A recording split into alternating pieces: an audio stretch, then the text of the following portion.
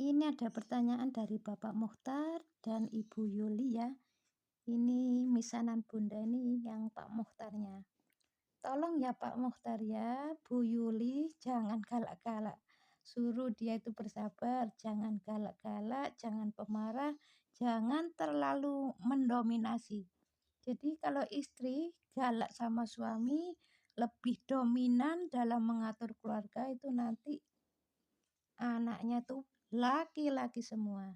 Sebaliknya, kalau suami pemarah, biasanya suami yang model begini nih kalau marahnya tuh sampai campur ngambek ya istilahnya itu sampai 2 hari nggak menyapa istrinya. Jadi kalau marah itu sampai nggak nyapa istrinya biasanya 2 hari.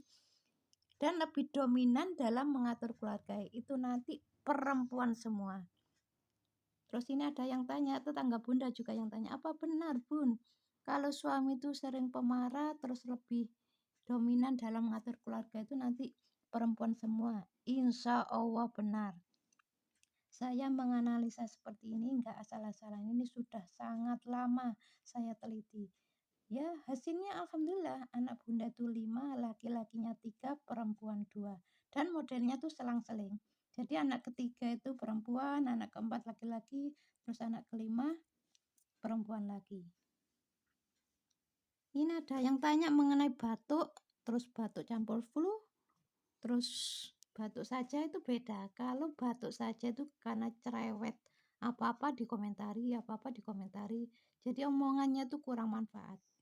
Kalau flu saja itu karena jengkel melihat lingkungan yang kotor itu jengkel. Jadi kalau melihat lingkungan yang kotor ya nggak usah jengkel, ambil saja sapu disapu. Jadi nggak usah jengkel. Kalau batuk campur flu karena tidak peduli dengan lingkungan. Jadi kalau sudah peduli lagi dengan lingkungan, insya Allah flu campur batuknya tuh hilang. Makanya ini ada tetangga Bunda ya. Kalau di masjid itu saya juga kasihan, batuk itu bertahun-tahun, bukan berbulan-bulan tapi bertahun-tahun. Insya Allah kalau mau memperbaiki akhlak ya diberikan kesembuhan oleh Allah ya. Di situ ada peringatan dari Allah bahwa ada akhlak yang memang harus diperbaiki, ada akhlak yang kurang baik di mata Allah. Kalau sudah diperbaiki ya insya Allah akan normal kembali, tidak akan batuk. Terus ada yang tanya, Bun, mengapa stroke itu kok sebagian besar laki-laki, padahal di dunia ini sebagian besar kan wanita.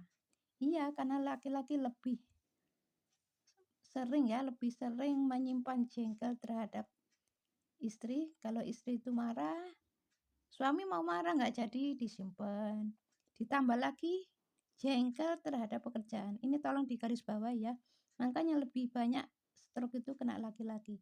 Bunda itu mulai lahir sampai sekarang baru ketemu seorang wanita ya. Ini seorang ibu guru TK ada di Mojokerto ya.